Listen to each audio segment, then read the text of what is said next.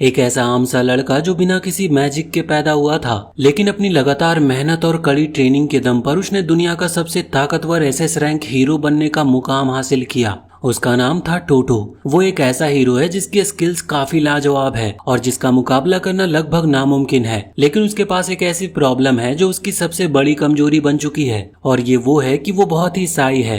किसी के सामने जाकर बात करने की उसकी हिम्मत ही नहीं होती, और यही कारण है कि उसकी जिंदगी अब तक बिल्कुल ही ब्लैक एंड व्हाइट जैसी है। लेकिन किस्मत अचानक करवट लेती है। एक दिन उसकी जिंदगी में 3 बेहद खूबसूरत लड़कियां आती हैं और उसकी टीम को ज्वाइन कर लेती है। उनके आने से टोटो की जिंदगी थोड़ी रंगीन हो गई थी, लेकिन उसे बिल्कुल अंदाजा नहीं था कि ये तीनों लड़कियां उसकी साथी नहीं बल्कि उसकी जान की दुश्मन है। कहानी शुरू होती है डीमन किंग से, जो अचानक ही किसी वजह से बहुत ही डरा हुआ महसूस करने लगा था। उसे लगने लगा था कि कोई उसे मारने वाला है। वो तुरंत ही अपनी इकलौती बेटी सीएल को बुलाता और उसे मिशन सौंपता है कि वो एक ऐसे हीरो को मार दे जो उसके लिए सबसे बड़ा खतरा बन चुका है, और सारे हीरोज में से सबसे अलग और खतरनाक दिखने वाले टोटो को ही टारगेट बनाया जाता है। और डीमन किंग वही इन्फॉर्मेशन सीएल को दे देता है। सीएल अपने पिता से वादा करती है कि वो ये मिशन पूरा करके रहेगी, लेकिन उसके दिल में मिशन से ज्यादा एक्साइटमेंट है दुनिया को एक्सप्लोर करने की। पहली बार बाहर जाने का मौका मिलने पर वो सोचने लगती है कि कौन कौन सी जगह देखने वाली है वो, और कौन कौन से फूड को वो चखने वाली है। उसी दौरान शहर की अंधेरी गलियों में जहाँ रोशनी तक नहीं पहुँचती, अनीमोनी नाम के लोकल असैसिन को एक ऑर्गेनाइजेशन से नया हिट जॉब मिलता है। उसका टारगेट भी वही हीरो था, लेकिन इस काम की एक अजीब सी शर्त थी। उसे ये मर्डर एक प्रिस्ट के आउटफिट में करनी थी। एनिमो ने पहले इस कंडीशन को सुनकर बाउंटी रिजेक्ट कर देती है, लेकिन जैसे ही क्लाइंट्स रिवॉर्ड को बढ़ाते हैं वो तुरंत मान जाती है और प्रिस्ट का आउटफिट पहन लेती है। और कहानी का तीसरा पार्ट है गोवा। गोवा एक ऐसी लड़की है जिसे मर्द बिल्कुल भी पसंद नहीं, और वो उन्हें हमेशा अपने अंडर रखना चाहती है। उसका एक जुनून होता है कि ताकतवर और बड़े मर्दों को अपना पर्सनल पेट बनाना। लेकिन हाल ही में वो बहुत बोर हो रही है क्योंकि उसे कोई भी ऐसा आदमी नहीं मिल रहा जो उसके काबिल हो। तभी उसकी सर्वेंट उसे बताती है कि उसने एक परफेक्ट आदमी को देखा है, एक ऐसा आदमी जो गोवा के लिए बिल्कुल फिट पेट साबित होगा। और वो कोई और नहीं बल्कि वही हीरो था जिसे बाकी दोनों भी मारने निकल चुकी थी। अब आते हैं टोटो की तरफ। वो अपने भीतर हिम्मत जुटाकर कुछ नए एडवेंचरर के पास जाता है और पूछता है कि क्या उन्हें अपनी टीम में एक स्ट्रॉन्ग साथी चाहिए। वो अपने दिमाग में इमेजिन करता है कि जैसे ही वो अपना नाम बताएगा सब उसे पहचान लेंगे और लोग एक्साइटेड होकर उससे ऑटोग्राफ मांगेंगे और उसकी तारीफ करेंगे। लेकिन ये सब सिर्फ उसकी इमेजिनेशन थी, असलियत बिल्कुल उल्टी थी। रियलिटी में टोटो कभी भी किसी के पास जाकर ठीक से बात ही नहीं कर पाता। लोग उससे डर जाते हैं क्योंकि उसकी ताकत इतनी ज्यादा है कि कोई ट्रबल मोल नहीं लेना चाहता, और यही कारण है कि उसे अक्सर अकेले ही क्वेस्ट पर जाना पड़ता था। लेकिन उसी दिन उसकी किस्मत बदल जाती है और अचानक से 3 लड़कियां खुद उसके पास आती है और पूछती है कि क्या वो उसकी पार्टी को ज्वाइन कर सकती है। और ये वही 3 असैसिन थी जो अलग अलग वजहों से उसकी जान लेने आई थी, लेकिन ये तीनों भी एक दूसरे को जानते नहीं थे। इससे पहले कि वो आपस में भिड़े, गिल्ड में मौजूद लोग उन्हें वार्न करते हैं कि इस खतरनाक आदमी से दूर रहना ही बेहतर होगा। गोवा सबसे पहले जवाब देती है कि टोटो अब सिर्फ उसी का है, और सीधे टोटो को पकड़कर जोर से हग कर लेती है। टोटो का दिमाग वहीं पर शॉर्ट सर्किट हो जाता है और वो उसी पल बेहोश हो जाता है। लोग सोचते हैं कि क्या टोटो मर गया। लड़कियां हैरान थी, लेकिन गिल्ड के रेगुलर बिल्कुल भी परेशान नहीं होते। वो हंसकर कहते हैं कि टोटो बहुत ही सही है और अगर कोई औरत उसे छू ले तो वो तुरंत ही बेहोश हो जाता है। गोवा और एनीमोने को ये जानकारी बहुत इंटरेस्टिंग लगती है। सीएल सबसे पहले आगे बढ़ती और वो अपना डार्क मैजिक एक्टिवेट करती और बेहोश पड़े टोटो को कंट्रोल करके हवा में उड़ जाती है ताकि उसे टाउन से बाहर ले जाकर खत्म कर सके। वहीं गोवा और एनीमोने भी पीछे पीछे तेजी से उसके पीछा करती हैं और खुश होती हैं कि अब उन्हें फुल पावर इस्तेमाल करने का मौका मिलेगा। एनीमोने, जिसकी खास स्किल्स गन मैनिफेस्ट करना था, तुरंत ही एक ग्रेनेड मशीन गन समन करती है और वो सीएल पर दाग देती है, लेकिन सीएल यहाँ पर डिफेंसिव मैजिक को एक्टिवेट करके अपने आप को और टोटो को बचा लेती है। फिर वो नीचे उतरकर एनीमोने से लड़ने लगती है और सेक्रेटली एक समनिंग सर्कल एक्टिवेट कर देती है। लेकिन इससे पहले कि दोनों की लड़ाई शुरू हो, गोवा भी वहाँ पर पहुंच जाती है और बीच में कूद जाती है। गोवा यहाँ पर अपनी कॉन्कोशन निकालती है जिससे उसे फायदा मिलने की उम्मीद थी। सीएल एनीमोने से पूछती है कि उसका मकसद क्या है, और यहाँ पर थोड़े बात करने के बाद दोनों रियलाइज करते हैं कि उनका टारगेट एक ही है। गोवा बीच में मेडिएशन करती है और कहती है कि क्यों ना यहाँ पर टेम्पोररी एक सुलह कर लिया जाए। दोनों एग्री करती है और अपने मैजिक अनसमन कर लेती है, लेकिन गोवा ने अपने परफ्यूम वाले कॉन्कोशन से दोनों को पैरालाइज कर दिया था। सीएल मुश्किल से बोल पाती है कि गोवा ने बहुत बड़ी गलती कर दी क्योंकि उसने समनिंग सर्कल डिस्टर्ब कर दिया। अब सर्कल कंट्रोल से बाहर हो चुका है और उसमें से एक डार्क स्पाइडर ड्रैगन निकल आता है जो आतंक मचाने ही वाला था कि गोवा भागने की कोशिश करती है, लेकिन सीएल और एनीमो ने उसे पकड़कर एंटीडोट मांगती है। तीनों की हालत इतनी खराब हो जाती है कि लगता है मौत अब पक्की है। लेकिन तभी टोटो वहां पर आ जाता और ड्रैगन का सिर सिर्फ एक पंच से ही उड़ा देता है। उसकी इतनी स्ट्रेंथ को देखकर तीनों लड़कियां दंग रह जाती है। लेकिन जैसे ही वो उनकी ओर मुड़ता है उनकी एक्साइटमेंट तुरंत ही खत्म हो जाती है। फिर वो तीनों टोटो को हग कर लेती है, जिससे टोटो एक बार फिर से बेहोश हो गया था। सीएल सजेस्ट करती है कि आज के लिए उसे छोड़ देते हैं क्योंकि उसका मैजिक खत्म हो चुका है और उसे टोटो थोड़ा चार्मिंग भी लगता है। इसमें बाकी दोनों लड़कियां भी एग्री करती है क्योंकि टोटो ने उसकी जान बचाई थी। असैसिनेशन फिलहाल टल जाता है और वो साथ में लंच प्लान करते हैं। सिटी लौटने के बाद वो सीएल का फेवरेट डिजर्ट खाते हैं। गोवा प्रपोज करती है कि सबको प्रॉपरली इंट्रोड्यूस होना चाहिए। सीएल कहती है कि वो मेड बनना चाहती है। एनिमोने अपने आप को एक प्रीस्ट बताती है जो हेल्पलेस लोगों की मदद करने निकली है। गोवा कहती है कि वो एक डांसर है जो बस मजे लेने आई है। टोटो अपने दिमाग में इमेजिन करता है कि वो कूल तरीके से कहेगा कि वो डीमन लॉर्ड को हराने निकला है और इन तीनों की रक्षा करेगा, लेकिन रियलिटी में वो एक वर्ड भी नहीं बोल पाता। गोवा यहाँ पर फिर से उसे हक कर लेती है और एक बार फिर से वो बेहोश हो जाता है। टोटो के बेहोश रहते तीनों असैसिन अपने असली परिचय देती है।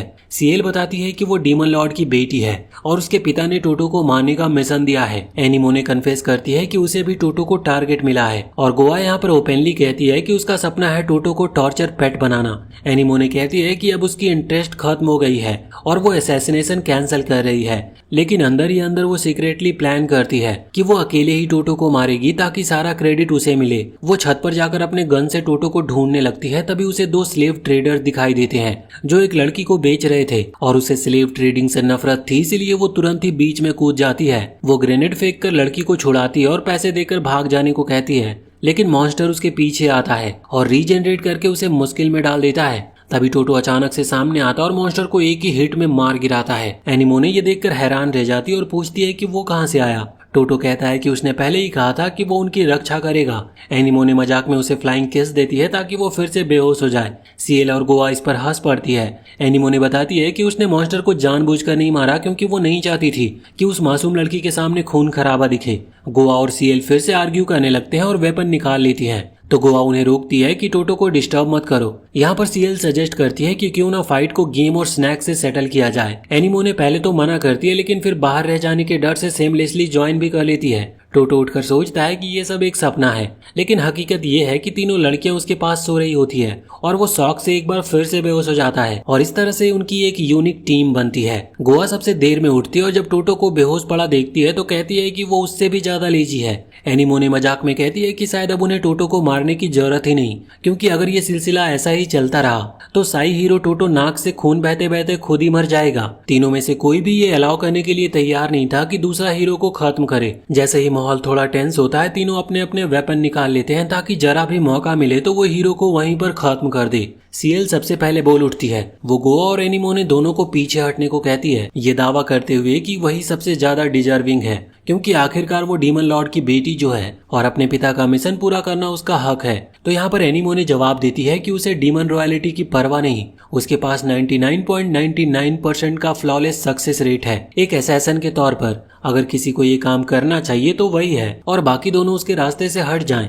आखिर में गोवा जोर से हंसते हुए बोलती है कि प्लेजर पैलेस के मालिक होने के नाते अल्टीमेट प्लेजर का अधिकार उसी का है और सबसे बड़ा प्लेजर यही होगा कि वो टोटो जैसे स्ट्रॉन्ग मैन को अपना पर्सनल पेट बनाए। तीनों लड़कियां एक डेडलॉक में खड़ी हो गई थी। हवा भारी हो चुकी थी और अगर एक चिंगारी भी पड़ती तो युद्ध शुरू हो जाता। लेकिन तभी हीरो टोटो धीरे धीरे होश में आने लगता है। वो आंखें मलते हुए उठकर बैठ जाता और जैसे ही देखता है कि तीनों लड़कियां उसे घूर रही है तो वो अचानक ही बहुत हैरान होता है और एक पल के लिए वो तीनों लड़कियां भी अपना मिशन भूल गई और लगभग एक साथ बोल पड़ती है कि गुड मॉर्निंग। और ये आवाज टोटो के लिए एक डेथ सेंटेंस साबित होती है। उनकी आवाज, उनका अटेंशन इतना काफी था, उसका चेहरा लाल पड़ गया और फिर से वो जमीन पर ढेर होकर बेहोश हो गया। उन तीनों ने एक दूसरे को घूर कर देखा और आखिरकार तय किया कि फिलहाल अपना मिशन पोस्टपोन कर देती है और अब वो ध्यान अपने नए एडवेंचर पर देंगे। अगली सुबह जैसे ही सब निकलने लगे, गोवा यूजुअल की तरह सबसे ज्यादा एक्साइटेड और नॉइजी थी। उसकी एनर्जी इतनी हाई थी कि सीएल और एनिमोने दोनों ने अपने सिर पकड़ लिए, ये शिकायत करते हुए कि सुबह सुबह इतना शोर करना बिल्कुल टॉर्चर के समान है। गोवा उनके बातों पर हल्का हंसी मजाक करते हुए जवाब देने लगती है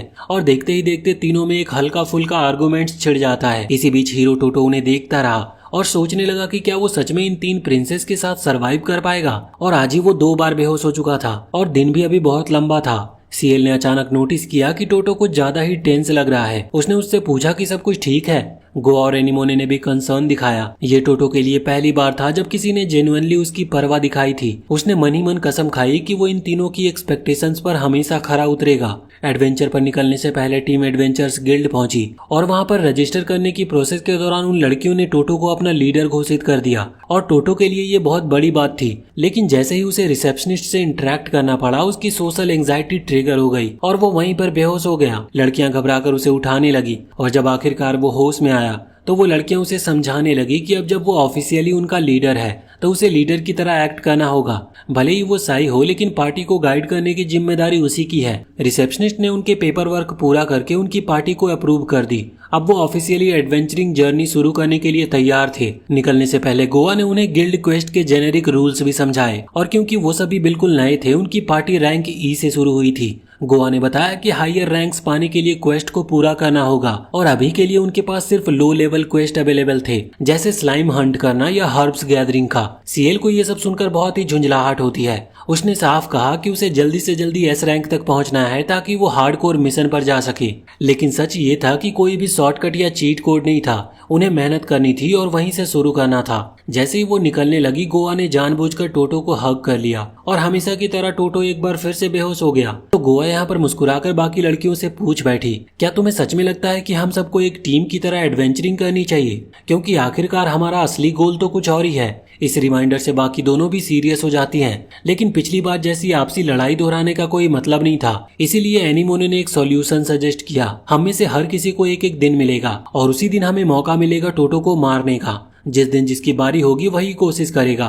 सीएल और गोवा ने कुछ सोचा, फिर इस डील पर एग्री कर लिया। अब ये तय करने के लिए कि आज किसकी बारी होगी, तीनों ने रॉक पेपर सीजर खेला और जिसमें सीएल जीत गई। जब टोटो होश में आया तो उसने खुद को सिटी रिवर के पास एक बेंच पर बैठा पाया। सीएल उसके बगल में बैठी हुई थी और उसकी सोशल एंजाइटी ने उसे तुरंत ही घेर लिया था, जिससे उसे बहुत ही एंजाइटी होने लगी थी। वो सोचने लगा कि उसे सीएल से कुछ हीरोइक और इम्प्रेसिव कहना चाहिए, लेकिन आखिरकार में उसके मुंह से बस इतना निकला, एनीमोने और गोवा कहाँ गई? सीएल ने कहा कि वो दोनों क्वेस्ट ढूंढने में लगी है और वो यहाँ पर सिर्फ उस पर नजर रखने के लिए रुकी थी, जिसके लिए टोटो ने उसे धन्यवाद दिया। सीएल ने बातचीत शुरू करने की कोशिश की और उससे पूछा कि आखिर उसे एडवेंचर बनने की प्रेरणा कहाँ से मिलती है। टोटो ने शर्माते हुए बताया कि उसने एडवेंचरर इसीलिए चुना ताकि शायद एक दिन वो अपनी सोशल एंजाइटी पर जीत पा सके और लोगों से कॉन्फिडेंसली बात कर सके। सीएल उसकी ऑनेस्टी से काफी इम्प्रेस होती है। उसने धीरे से कहा कि वो भी रिलेट कर सकती है इससे। वो कन्फेस करती है कि डीमन लॉर्ड के कासल में क्राउन प्रिंसेस होते हुए भी वो अक्सर खुद को आउटकास्ट महसूस करती थी। लेकिन फिर उसने टोटो को मोटिवेट किया, ये कहते हुए कि उसमें कॉन्फिडेंस पहले से मौजूद है, बस उसे खुद पर भरोसा करना चाहिए। टोटो ने माफी मांगते हुए कहा कि वो ज्यादातर वक्त बेकार ही रहता है,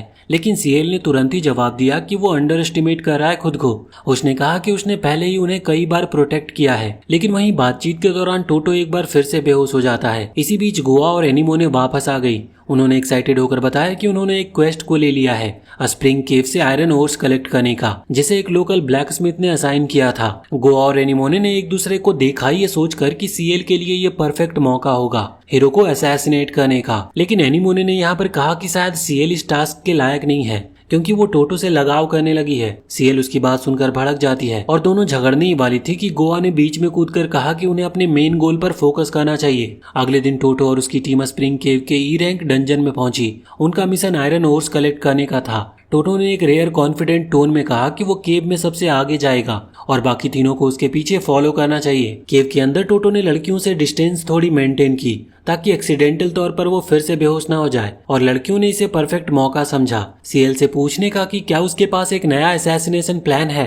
सीएल ने कहा कि वो अपनी स्ट्रेटेजी स्पॉइल नहीं करेगी। एनीमोने ने गुस्सा किया कि शायद सीएल कोई वेबरन या गोलेम समन करने वाली है। सीएल ने डिसमिस करते हुए कहा कि वो इतना एक्सट्रीम नहीं करेगी। उसने रिवील किया कि उसका प्लान स्लाइम्स पर आधारित है, जिससे एनीमोने और गोवा दोनों ही हैरान हो गई। कुछ देर में वहाँ पर स्लाइम स्पॉन हुए और हीरो ने कुछ ही सेकंड में सभी को नष्ट कर डाला। एनीमोने और गोवा निराश होकर सीएल की तरफ देखती है। सीएल ने यहाँ पर एक्सप्लेन किया कि उसने स्लाइम्स का इस्तेमाल एक टेस्ट के तौर पर किया था क्योंकि उसने ऑब्जर्व किया था कि टोटो ने अब तक ड्रैगन और बाकी क्रिएचर को बेयर हैंडेड लड़ाई में हरा दिया था। उसने कभी अपने वेपन इस्तेमाल नहीं किए थे और स्लाइम्स के जरिए उसने कंफर्म किया कि उसकी थ्योरी सही थी। इसका मतलब है कि उसके कुछ वीकनेसेस भी होंगे, खासकर ऐसे क्रिएचर के खिलाफ जो फिजिकल डैमेज रेजिस्ट करते हों। और तभी जब टोटो ध्यान नहीं दे रहा था, सीएल ने सीक्रेटली एक इनोमस स्लाइम एम्पायर समन कर लिया और उस पर स्ट्रेंथनिंग मैजिक डाल दी। जब टोटो ने उस पर पंच मारा तो स्लाइम ने उसकी ताकत एब्जॉर्ब कर ली और उसके हाथ को अपनी बॉडी के अंदर ट्रैप कर लिया। सीएल ने यहाँ पर एक्ट करते हुए चेतावनी दी कि ये स्लाइम अपनी प्रे को डाइजेस्ट कर जाता है।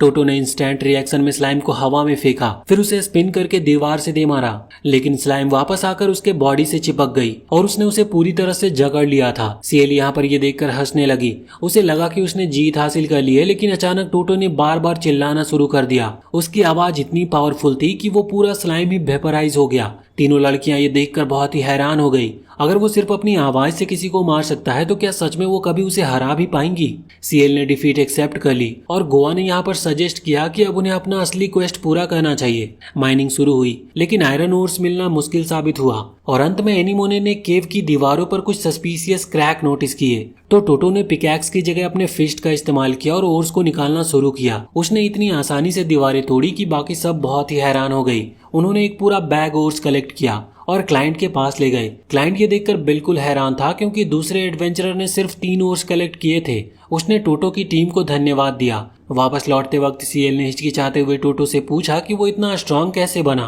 तो टोटो ने मुस्कुराकर बोला कि उसने पूरी जिंदगी सिर्फ रिलेंटलेस ट्रेनिंग की है, वेट्स उठाए हैं और कभी हार नहीं मानी, और उसकी सारी ताकत हार्ड वर्क का ही नतीजा है, ना किसी मैजिक या डिवाइन ब्लेसिंग का। वो एडवेंचरर जो पहले टोटो की ताकत देखकर डर गया था, अचानक से वापस आ जाता है। इस बार उसका चेहरा थोड़ा ज्यादा कॉन्फिडेंट लेकिन उतना ही इरिटेटिंग लग रहा था। वो तीनों लड़कियों के पास जाकर उन्हें घेरने की कोशिश करता है और बड़े ही बेवकूफी भरे अंदाज में कहता है कि उन्हें किसी साई लूजर जैसे टोटो के साथ रहकर अपनी जिंदगी बर्बाद करने की जरूरत नहीं है। वो उनसे कहता है कि अगर वो उसके साथ ज्वाइन कर ले तो वो उनका अच्छे से ख्याल रखेगा, उन्हें लग्जरी दिलाएगा और कंफर्ट देगा और डेंजरस मिशंस में भी वो उन्हें प्रोटेक्ट करेगा। लेकिन जब वो लड़कियां उसे ऐसे घूरती है तो उसका चेहरा ही उतर जाता है। उसकी सांसें तेज हो जाती है और चेहरा पसीने से भीग जाता है और कुछ ही पलों में उसकी टांगे भी कांपने लगती है और फिर अचानक वो वहीं पर खड़ा खड़ा अपनी पैंट भी गीली कर देता है। शर्म और डर से उसकी हालत इतनी खराब हो जाती है कि वो बिना एक शब्द कहे अपनी जान बचाकर वहां से भाग निकलता है। लड़कियां फिर आराम से टोटो की तरफ मुड़ती है। सीएल उससे कहती है कि उसे इस तरह की बातों से डिमोटिवेट नहीं होना चाहिए। एनीमोने भी कहती है कि दूसरों की बातों से उसकी वर्थ कभी कम नहीं होगी। गोवा अपने अंदाज में उसे थपथपाती है और कहती है कि तुम टेंशन मत लो,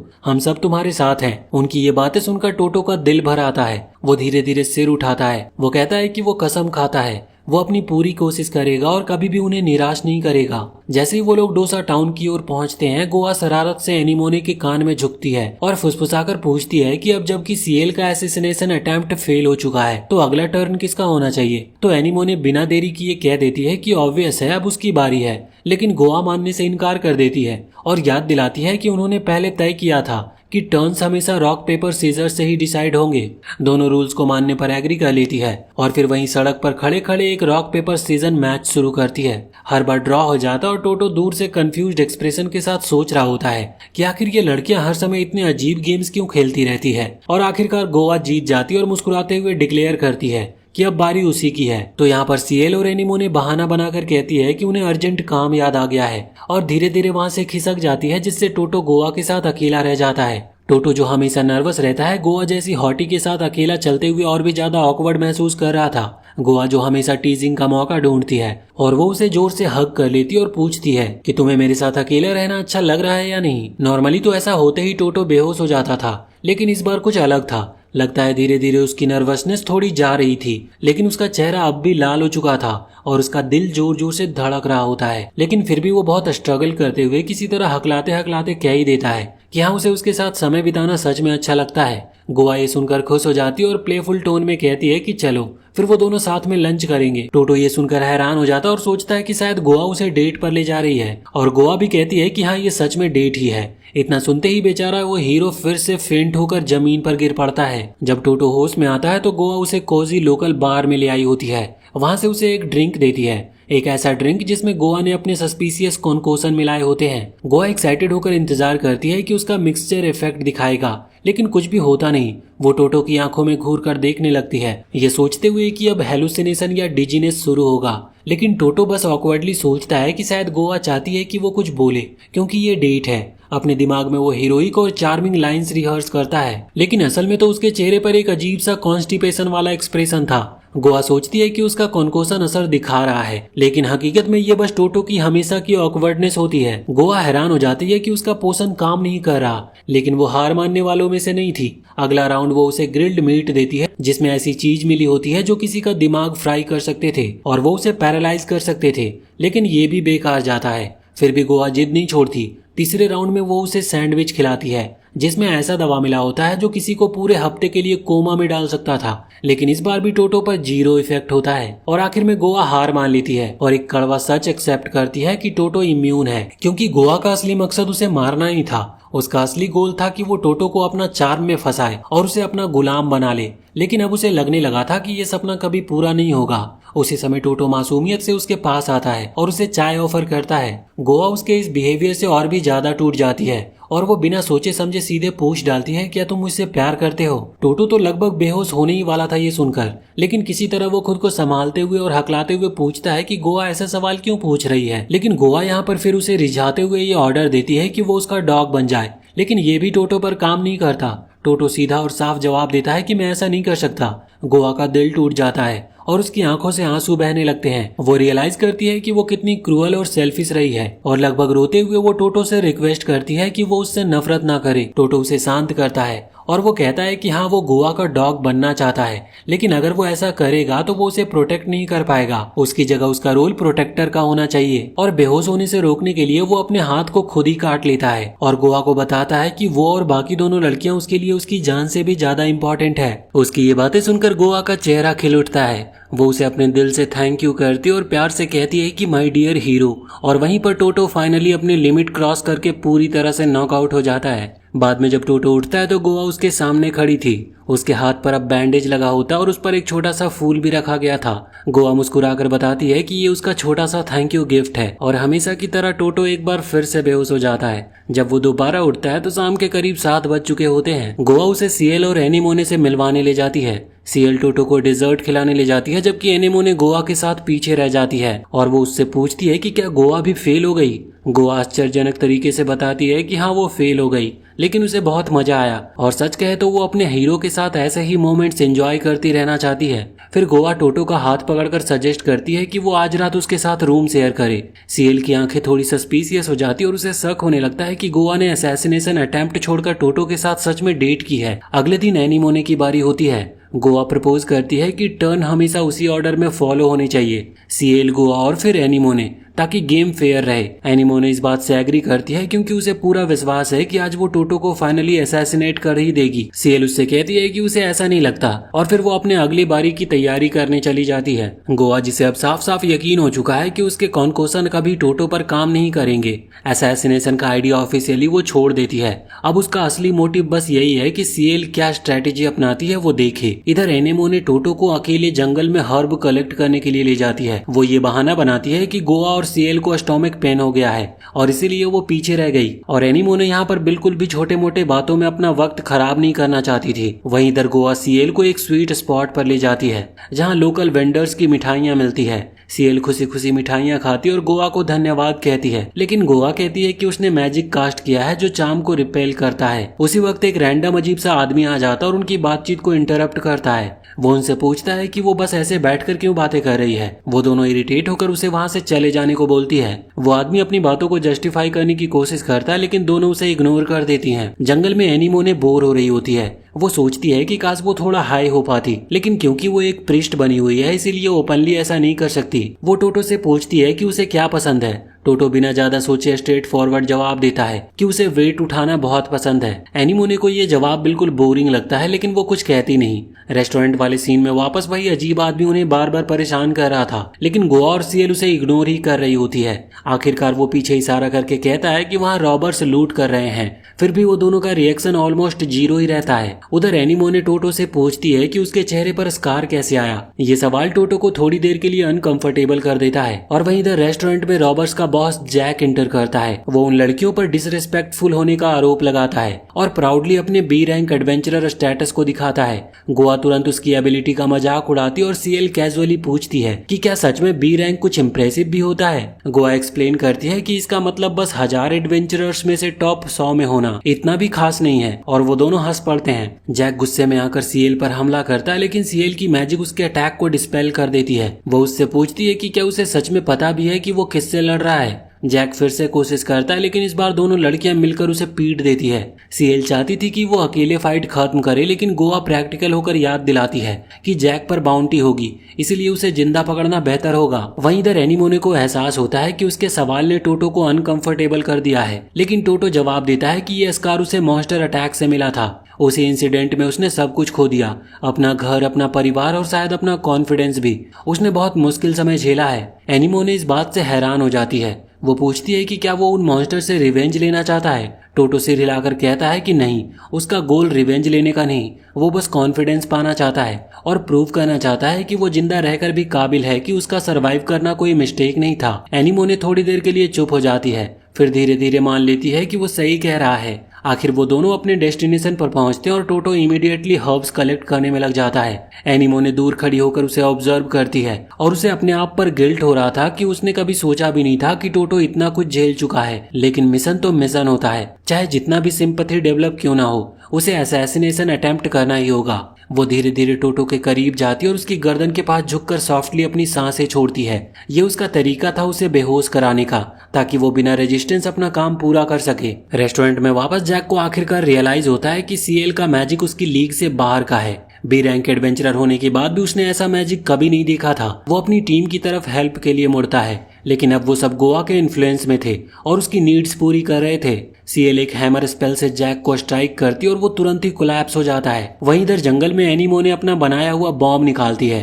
वो इतना पावरफुल था कि कुछ भी ब्लो कर सकता था और ये ग्रो भी करता है। इस पर डिपेंड करता है कि ये रखा कहाँ गया है। वो इसे टोटो पर प्लांट करती है और क्यूरियस होकर देखती है कि ये कितना बड़ा होगा। रेस्टोरेंट में वापस ऑनर सीएल और गोवा को थैंक यू बोलते हैं। भले ही उन्होंने उनके लिए ये नहीं किया, लेकिन फिर भी गोवा सजेस्ट करती है कि बैंडिट्स को अथॉरिटीज को हैंड ओवर कर दिया जाए ताकि बाउंटी मिले और रेस्टोरेंट के डैमेजेज रिपेयर हो सके। ऑनर्स हेल्प करने के लिए अप्रिसिएट करते हैं और गर्ल्स को डिनर ऑफर करते हैं। ये सब सीएल को बहुत ही ठीक लगता है, लेकिन वो गोवा को रिमाइंड करती है कि टोटो को कभी उनकी ट्रू स्ट्रेंथ के बारे में पता नहीं चलना चाहिए। वो गोवा से कहती है कि अपने पोषण का यूज करे वेटर्स की मेमोरीज को मिटाने के लिए। गोवा वैसा ही करती है और वो लोग निकल जाते हैं बिना स्टाफ के उन्हें रिकॉग्नाइज किए। सीएल को आखिर गोवा की हर्ब्स की वैल्यू समझ आती है।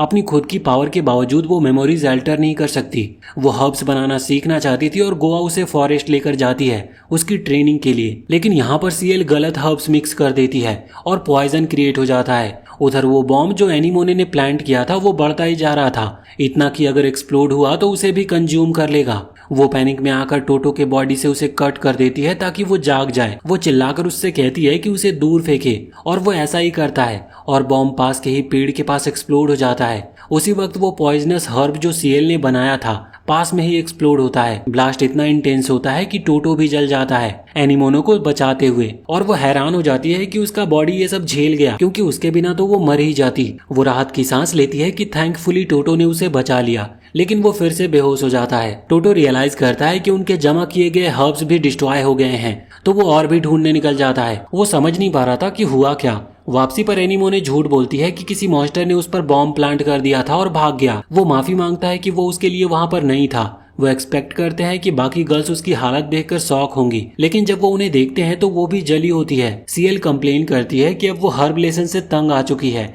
लेकिन गोवा उसे बार बार कन्विंस करती है। उनकी अगली एडवेंचर के लिए वो डंजन जाने वाले थे। सीएल को डंजन की चिंता नहीं थी। उसे परेशान ये करता है कि पास में एक फूड स्पॉट है, वो वहां पर जाना चाहती थी, लेकिन अफसोस उन्होंने डंजन चूज किया। साई हीरो और उसके 3 ब्यूटीफुल कंपेनियन फिर से एडवेंचर पर निकलते हैं। वो गॉब्लिन्स का हंटिंग करते हैं और टोटो कॉन्फिडेंट होकर उन्हें इजीली डिफीट भी कर देता है। टोटो की मदद करने के लिए एनीमोने उसकी स्ट्रेंथनिंग मैजिक यूज करती है, जबकि गोवा गॉब्लिन्स पर अपने स्प्रे पोशन का यूज करती है। सीएल अपनी मूव लेती है और गोब्लिन को अपने अटैक स्पेल से ब्लास्ट करती है, और तब जाकर टोटो अपने एक पंच से उसे फिनिश करता है। क्वेस्ट कंप्लीट करके वो एडवेंचरर्स गिल्ड वापस जाते हैं, जहाँ रिसेप्शनिस्ट उनकी सर्विस के लिए थैंक यू बोलती है। कमीशन रिवॉर्ड देने से पहले रिसेप्शनिस्ट टोटो को बताती है कि उसकी पार्टी की अकॉम्प्लिशमेंट्स की वजह से उन्हें प्रमोशन के लिए सेलेक्ट किया गया है और उन्हें ई से डी रैंक में जाने के लिए एक डी रैंक क्वेस्ट कंप्लीट करना होगा। एनीमोने बात करती है और रिसेप्शनिस्ट से पूछती है कि किस तरह का क्वेस्ट होगा, तो रिसेप्शनिस्ट बताती है कि उन्हें एक डंजन क्लियर करना होगा। वो ये भी कहती है कि इस क्वेस्ट में उनकी टीम की बॉन्ड टेस्ट होगी, जो सबको हैरान कर देता है क्योंकि उनकी आपस में कुछ भी नहीं बनती। फिर भी हीरो और उसकी कंपेनियन डंजन गेट पर पहुंचते हैं, जहां गेट गार्ड इन्फॉर्म करता है कि उन्हें डंजन की बॉटम फ्लोर तक पहुंचना होगा और वहां से प्रूफ के तौर पर कुछ लेकर आना होगा। टोटो वहां पर पहले अंदर जाता है और वो तीनों लड़कियां सोचती है कि क्या उन्हें इस मौके का इस्तेमाल अपने असैसिनेशन अटेम्प्ट के लिए करना चाहिए। यहाँ रिवील होता है कि क्वेस्ट से ठीक पहले तीनों असैसिन ने एक लोकल रेस्टोरेंट में सीक्रेट मीटिंग की थी और डिस्कस किया था कि आज किसकी बारी है। एनीमोने रूल्स फॉलो नहीं करना चाहती थी और सीक्रेटली प्लान करती है कि पूरे डंजन को उड़ा देगी ताकि टोटो और बाकी दोनों गर्ल्स भी मारी जाए। सीएल और गोवा को भी पता है कि एनीमोने यही सोच रही है और वो भी यही डिसाइड करती है कि टाइम आने पर वो भी धोखा देगी, तो वो ऐसा प्रिटेंड करते हैं जैसे सब कुछ नॉर्मल है और वो पीसफुली क्वेस्ट को कंप्लीट करेंगे, जबकि तीनों ने ये ठान लिया था कि आज टोटो को मारना ही है। अब प्रेजेंट में ग्रुप एक डोर पर पहुंचता है जिस पर क्रेस्ट बना हुआ था और लिखा था कि आगे सेक्रीफाइस रूम है और ये उनका पहला ट्रायल होगा इसे अनलॉक करने के लिए। इसे अनलॉक करने के लिए पार्टी को अपने मैजिक और स्टैमिना ऑफर करना होगा। गोवा अज्यूम करती है कि एक मेज और एक अटैकर को साथ मिलकर करना होगा। अब सीएल एक मेज होने के कारण अपना हाथ डीमन हेड स्टैचू में डालती है और उसकी एनर्जी ड्रेन हो जाती है। फिर टोटो अपना हाथ डालता है और उसका स्टैमिना कंज्यूम हो जाता है और डोर खुल जाता है। डंजन ट्रायल रूम में एंटर करने के बाद टोटो देखता है कि वो अचानक इतना वीक क्यों हो गया। उसे लगता है कि डोर ने उसका स्टैमिना ड्रेन कर लिया, लेकिन सीएल इस केस में रिवील करती है कि उसने स्टैचू के माउथ में एक्स्ट्रा स्पेल प्लेस किया था, जिससे टोटो का स्टैमिना ऑलमोस्ट खत्म हो गया। वो सोचती है कि अब अटैक करने का परफेक्ट टाइम है, लेकिन एनीमोने उसके प्लान को खराब कर देती है। वो टोटो को हील कर देती है और जैसे ही सीएल उस पर अटैक करने ही वाली होती है, एनीमोने क्लियरली ऐसा करती है ताकि सीएल उससे आगे ना बढ़ जाए। गोवा सीएल को याद दिलाती है कि वो बहुत ही ऑब्वियस हो रही है अपनी ब्लड लस्ट को दिखाते हुए। गोवा उसे ये भी रिमाइंड करती है कि उन्होंने डील की है और आज टोटो पर अटैक नहीं करना था, तो अगर उसने फिर से कोशिश की तो वो रास्ते में आ जाएगी। दूर से एनीमोने सीएल को जीभ निकालकर चिढ़ाती है और उसे मॉक करती है, जिससे वो और भी गुस्सा हो जाती है।